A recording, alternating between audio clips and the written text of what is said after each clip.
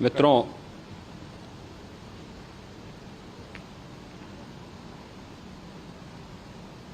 महाकुंभ प्रयागराज का आज मौनी अमावस्या का मुख्य स्नान है और कल सायंकाल 7 बजे से ही काफ़ी बड़ी संख्या में श्रद्धालुजन प्रयागराज पहुंच करके स्नान भी कर रहे थे और काफ़ी बड़ी संख्या में श्रद्धालुजन ब्रह्म मुहूर्त का भी इंतजार कर रहे थे। एक दुर्भाग्यपूर्ण हादसा इसी दौरान अखाड़ा मार्ग पर संगम के तट पर हुआ, जिसमें 90 से ज़्यादा लोग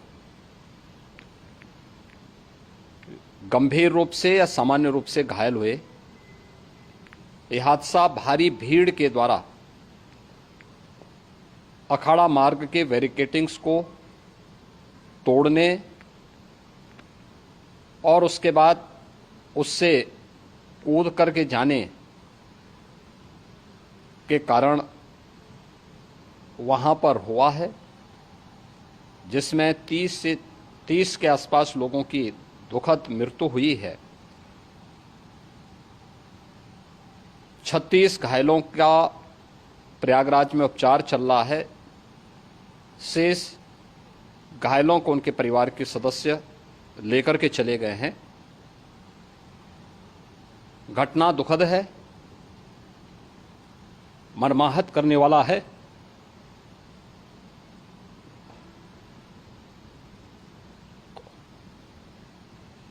उन सभी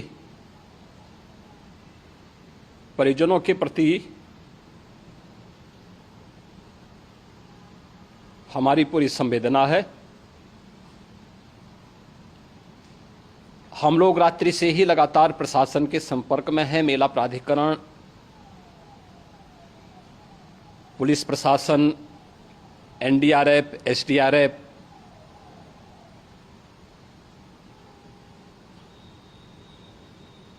और भी अन्य जितने भी व्यवस्थाएं हो सकती थी उन सबको वहां पर तैनात किया गया है।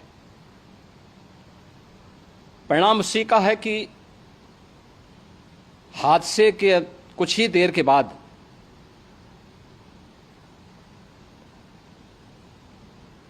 राहत कार्य को ग्रीन कॉरिडोर बना करके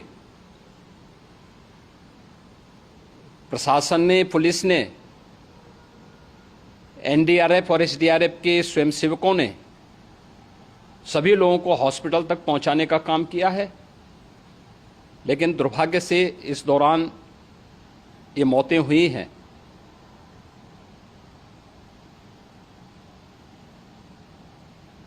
स्वाभाविक रूप से इन सब मुद्दों पर प्रश्न उठना स्वाभाविक भी है।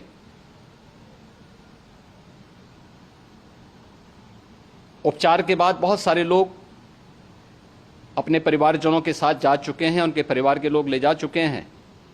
जो बाकी बच्चे हैं उनका उपचार चल रहा है। उपचार के सारे इंतजाम वहां किए गए हैं।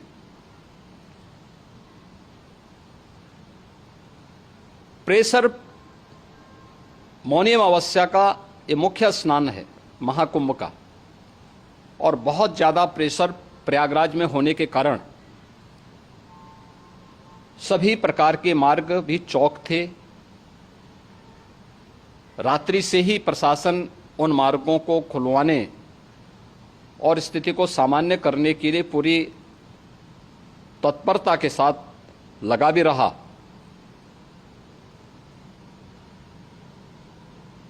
ये सभी घटनाओं के बाद, ये जो हादसा हुआ है, इस हादसा के बाद वहाँ पर अखाड़ों ने जो आज अमृत स्नान ब्रह्म मुहूर्त में 4 बजे से प्रारंभ होना था। मेला प्राधिकरण के अनुरोध पर उन्होंने स्थगित किया था।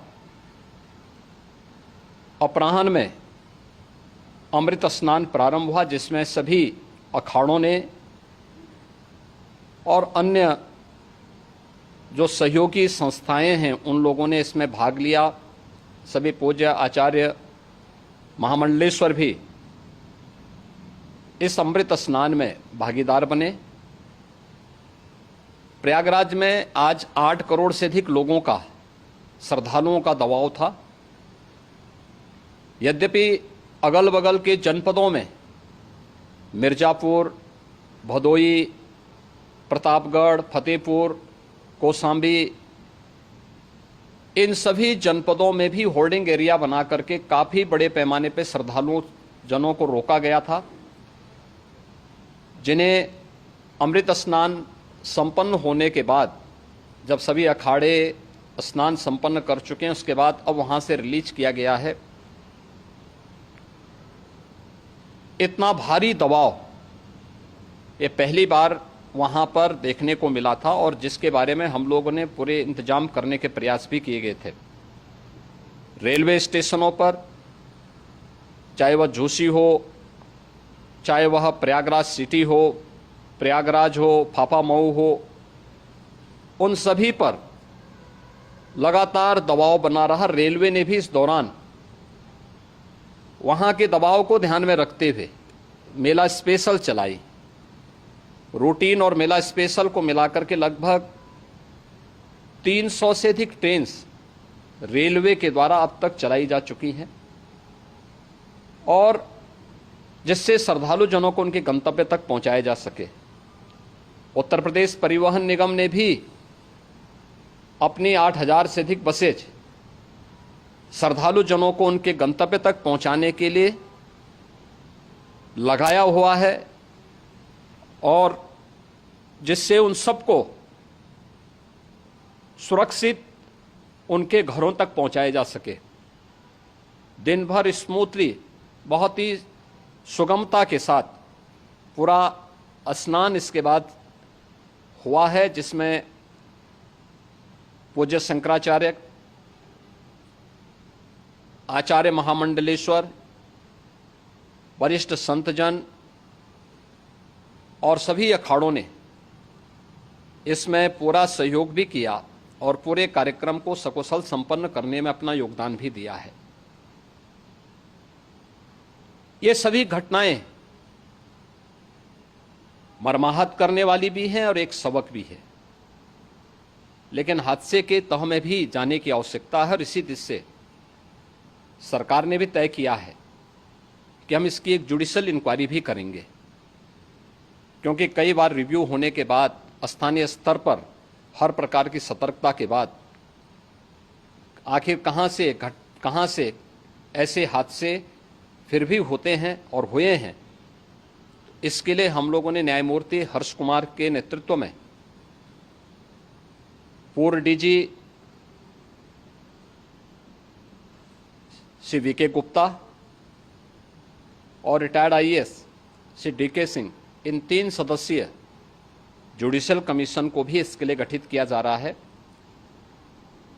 इन सभी अन्य कार्यों के साथ साथ हम लोगों ने वहां की पूरी घटना पर आज पूरे दिन भर एक एक घटना को लेकर के मुख्यमंत्री का जो कंट्रोल रूम था, उस कंट्रोल रूम से भी,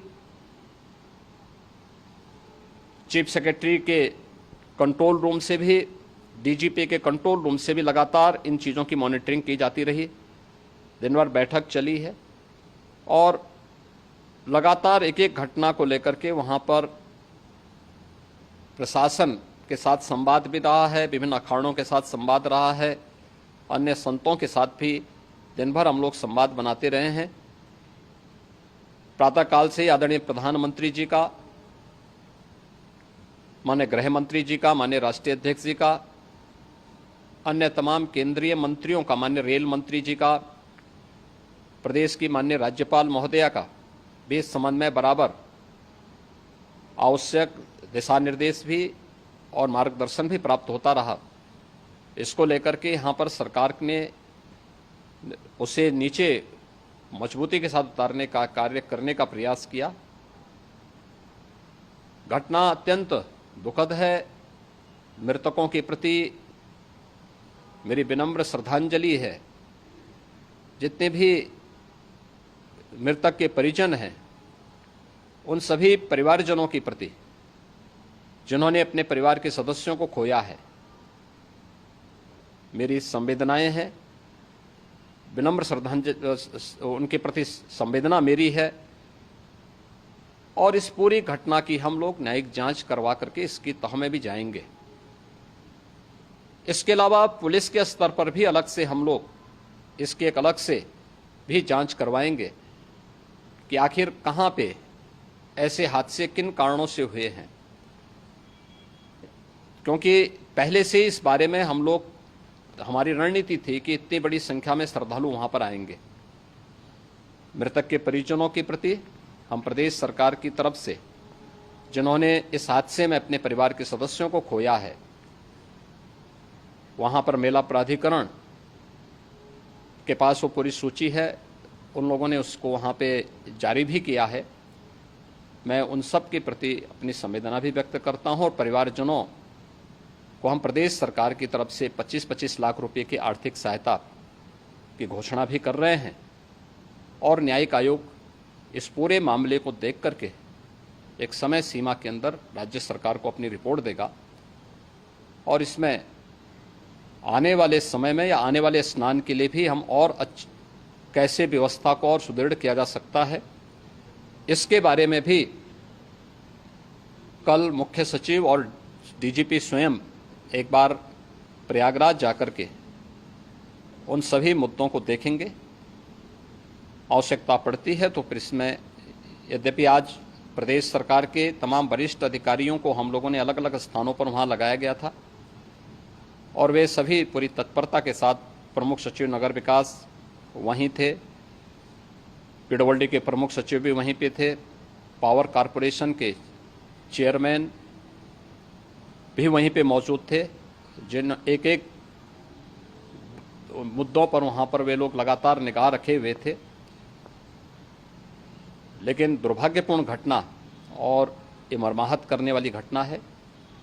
मैं सभी उन पुण्य आत्माओं के प्रति अपनी विनम्र श्रद्धांजलि अर्पित करता हूँ।